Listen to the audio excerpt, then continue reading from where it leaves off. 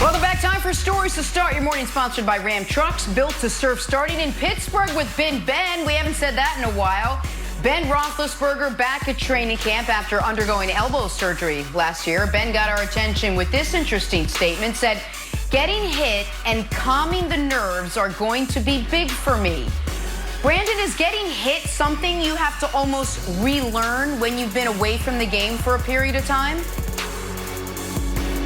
Relearn?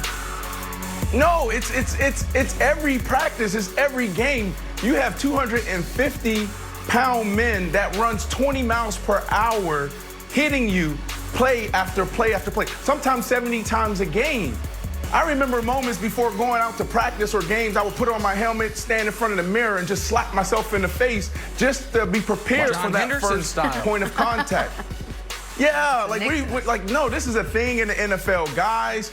You gotta have a certain type of mentality to say, yeah, hit me, run down the field 40 yards at 20 miles per hour and just run into people. No, I understand Big Ben here. And then also what he's saying here is like, hey, the last phase of rehab is the toughest one. We hear that all the time. Repairing a ligament, repairing a muscle, that's the easy part. But actually getting through the mental side of things, the last phase, like, am I okay to go back to play? Am I confident enough? Can I take that first hit? So what we're seeing is that classic approach to entering back to play into full contact. Big Ben will be fine. He's a tough guy, but he definitely needs to get that first hit out the way. If I'm Big Ben, just go in the mirror, put on your helmet, just slap yourself in the face, and you'll be ready to roll. Are you hitting the face mask at that point? What do you? I don't get. Yeah, face mask. You can go here. When you put the helmet on and then you're hitting the face mask, you got to get in there. It's not too much of a hit, you know, if it's the face mask. Anyways, Nick, I hate to say it, we probably owe an apology to one of the most creative minds in the NFL, Mr. Joe Judge, who you specifically took to task for this quote. If we can run it, go ahead. I mean, with quarterbacks, you want to go ahead and be calculated in how you start banging them around. I don't think we're going to throw him in any, Royal Rumbles or anything like that. But, at some point we'll pop his pads a little bit in a controlled environment. Maybe that's with, a young guy who understands just kind of, hit him a little bit. But I'm not in a hurry to go ahead and just beat the hell out of him, Tom. But, at some point we'll prepare his body for what he may take in the first game. Nick, you got to apologize. Nick, can I jump in here, please? To the most creative mind in the NFL. No, Nick. Go, Brandon. Oh, my goodness. Go ahead, Brandon. Go. Oh, no, go ahead, Nick. No, go ahead, Nick. Okay. Nick, did you hear this guy? Prepare him. He's been playing football since he's 8 years old. He's been getting hit since he's 8 years old. What is this? Listen, I'm not apologizing to Joe Judge for anything.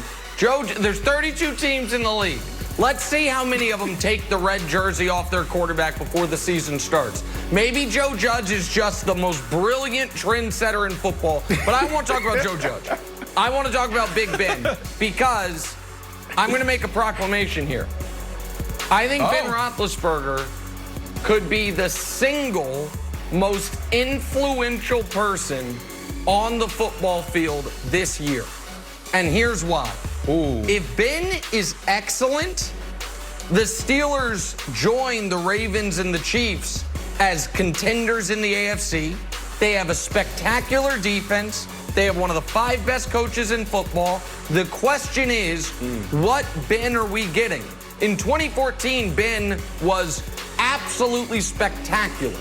Now, you might say, why do I go back 2014? Because every year since then, he had 13 to 16 interceptions, and he was a bit of a turnover machine. We didn't really talk about that much because he was throwing for so many yards. But one of the reasons he was throwing for so many yards is they had to because he was turning the ball over. If Ben can recapture some of what he had in 2014 without the turnovers of the last few years, then it's not just the Steelers can be a contender. They could derail this Lamar Ravens train because only one team can win that division. No, not my beloved Browns and Baker Mayfield. No, what are you talking about? Brandon, the Ravens. Jenna hated that. He's going to derail the Chiefs. The Chiefs. What about the Chiefs? Well, you got to do it in your division first. I'm talking about in your division first to win the division. You say contender. And then you go from contender. there. When you throw the word contender out there, I'm thinking championship. Okay, you're correct, and you are also correct to think about when I say contender, for the first team to think of be the Chiefs. That is correct, as they're not only the defending champs, they're clearly the best team in the league. So smart take by you. But I think right now most people look at the Chiefs and the Ravens as a cut above everybody else. If Ben is excellent, no, stop going back to the Steelers Ravens. defense, I don't want to go back to the Ravens. I want to stay with the Chiefs. Could this be the ultimate matchup? The Steelers and the Chiefs. Is this the only team that match up well against the Chiefs? Oh, well, that's really interesting. You've thrown me a curveball there. They might have the best defense in the AFC. So Minka Fitzpatrick's awesome. They've got T.J. Watt and Bud Dupree, Cam Hayward. I still think the toughest matchup for Kansas City is Baltimore because of what Lamar can do. But again, a lot of that is predicated on the fact that I don't think Big Ben is going to be good. If he is good coming off his first major injury of his career, he's year 17.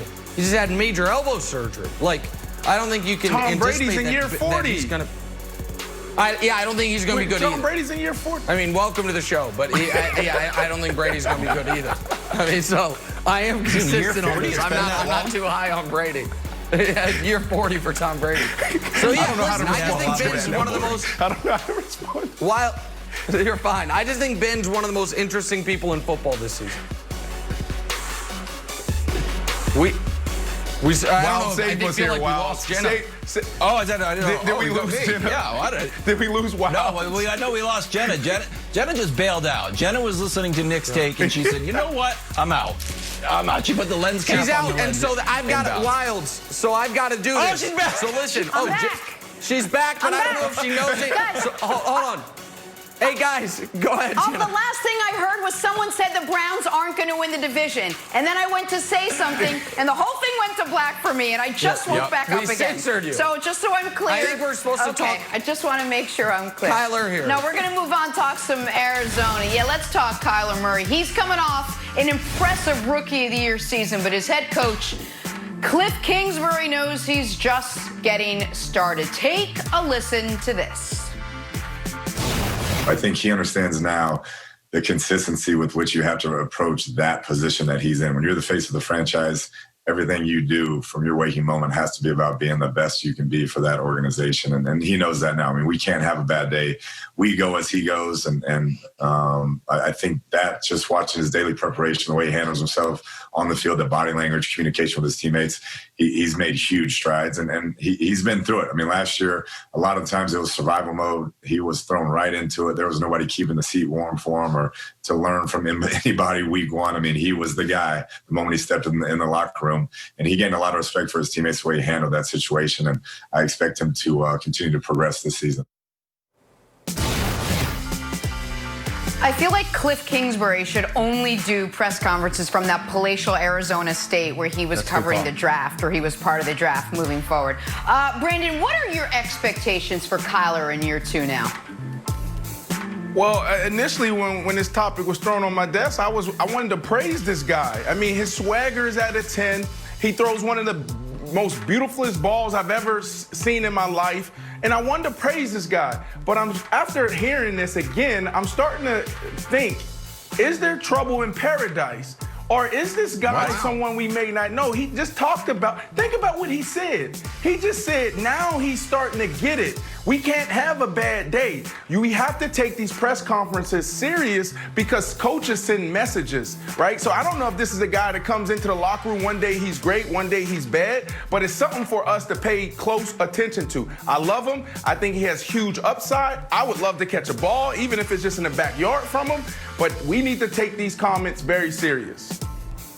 Well, you just ruined, unless you say nicer things, Brandon. I don't think you're going to get the invite. I don't know if you're inviting him or he's inviting you, but you got to be nicer if you want to bring him over to the backyard. Look, I am treating Kyler just like Nick treats Luka. I'm like, you know what? I'm going to pull for this guy without reservation. And I was happy to see that some fantasy drafts have him as QB number 1. And I was like, great. These fantasy experts and old Kevin Wilde's in the same boat, and I thought it was real love. It is not real love. It is fake love. Mary J. Blige does not approve. You know why they love Kyler Murray? Because they think Arizona's going to be behind all year. If you look at their schedule, they got this from Number Fire. Correct. 5 favorites, 8 close dogs, and this is my favorite stat. I will use it all their games. 2 big dogs, So here I think that me and the fantasy football world all had real love for Kyler. Not true. They actually think the Cardinals are going to be terrible. So, Kyler, I am rooting for you. But paradoxically, I don't want you to put up big numbers because I want you to win games. I got Nick? Yeah, I got listen, the Cardinals. What first you see week. on that schedule, and then what you see on the schedule there is, and I don't know if we can quickly show it again, is the season does start off where they're in a decent position to get off to a good start, which is critically important because that is the toughest division in football. And as much as I love the draft pick of Isaiah Simmons to go along with Budda Baker, to go along with Patrick Peterson on defense, obviously the biggest acquisition anyone made this offseason, DeAndre Hopkins, look at week 6 through 13.